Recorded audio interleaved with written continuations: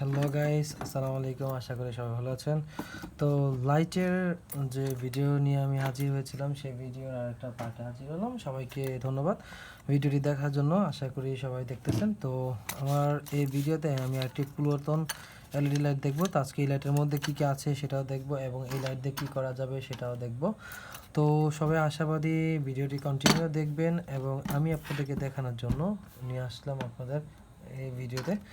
তো ভিডিওতে আমরা দেখানোর চেষ্টা করব এই ভিডিওতে কিভাবে আমরা এলইডি লাইটগুলো ভেঙে থাকি এবং এগুলো কীভাবে কী করি। তো আমি আগে থেকে এটা সরাই রেখেছিলাম, এলইডি লাইটের যে পার্ট আমরা এটাও নিয়ে আসলাম। এখন এটার মধ্যে কী কী আছে সেটা আমরা একটু দেখব, এবং এগুলো দিয়ে আমরা কিছু করতে পারি কিনা সেটাও দেখব। এবং আই হোপ আপনারা ভিডিওটি দেখে ইন্টারেস্টিং ফিল করবেন। আমি আপনাকে নিয়ে আসলাম আমাদের যে এলইডি কাঙ্ক্ষিত এলইডি ভিডিওটি, সেই ভিডিওতে। তো এই ভিডিওতে আমরা ফার্স্টে যেটা করব, আমাদের ভিডিওর যে সার্কিট বোর্ডটি আছে সেই সার্কিট বোর্ডটি ক্লিন করে নিলাম। ক্লিন করে নেওয়ার পর আমরা এই সার্কিট বোর্ডটিকে দেখব ইউজ করতে পারি কিনা কোনোভাবে। এখন আমাদের এখানে দেখতে পাচ্ছি 4টা ওয়্যার আছে, যেটা 4টা ওয়্যার। এখন আমাদের ওয়্যারটি আই থিঙ্ক দুইটাই কানা, তার মানে হচ্ছে দুইটাই নষ্ট, আমরা বুঝতে পারতেছি। তো আমরা এখানে আরেকটা এলইডি নিতে পারি, যে এলইডিটা দেখব যে এটার চোখগুলো ঠিক আছে কিনা। দেখতে পাচ্ছি এটার চোখও কানা, মানে দুইটাই কানা, দুইটাই কানা, দুইটাই কানা। তো আমরা আরেকটা এলইডি নিব, সেই এলইডি দেখতে পাচ্ছি এটার দুইটাই চোখই কানা। যাক, আমরা আগে এই এলইডিগুলো সাইড করে আমাদের সামনে রাখি, দেন আপনারাও নয়তো বলবেন হয়তো আমি এক এলইডি বারবার করে উঠাচ্ছি। এনিওয়েজ, তো এটা দেখতে পাচ্ছি এটার অবস্থান আরও খারাপ গাইস। তো এটাও জাস্ট অবস্থা খুবই ডাস্টি। তো আমরা এটাকেও সাইডে রাখি আমাদের এলইডির পাশে। তো আর একটা এলইডি নিয়ে আসবো আমরা সামনে। এইটাও দেখতে পাচ্ছি অনেক ময়লা অবস্থা গাইস। 32 ওয়াট। এখন আমরা দেখতে পাচ্ছি 50-60 হার্টসের একটি এলইডি এনার্জি বাল্ব।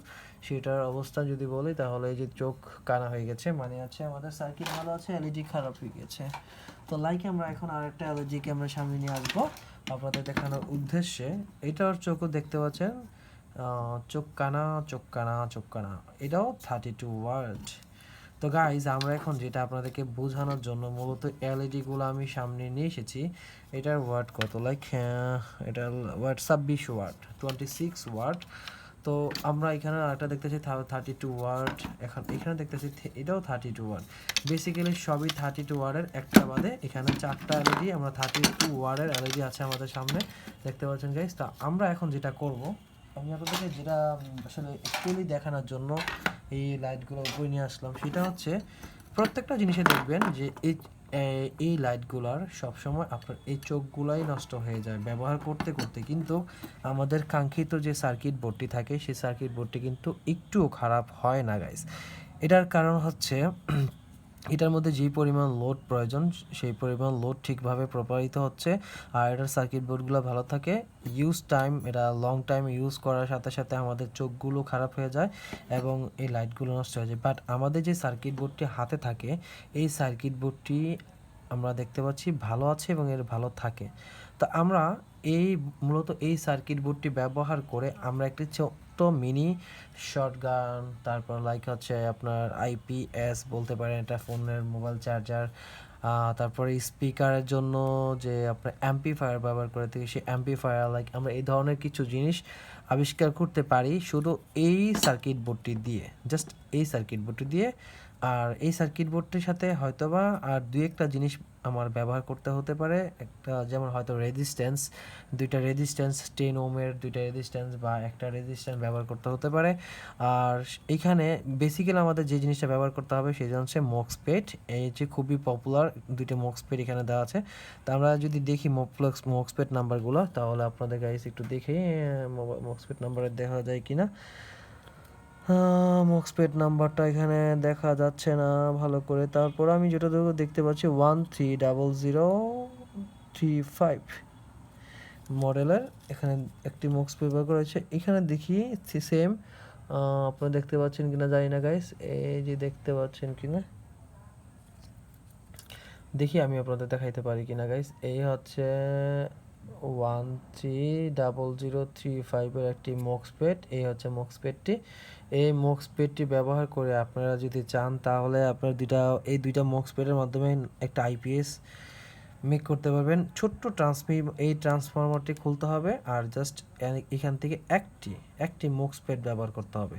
এখান থেকে যে কোনো একটি মোক্সপেড খুলতে হবে আর এখানে ট্রান্সমিটারও খুলতে হবে। এখানে যেমন আপনার 0.6 ফারেনহাইটে আপনার একটি ক্যাপাসিটার ব্যবহার করেছে 450 ভোল্টের।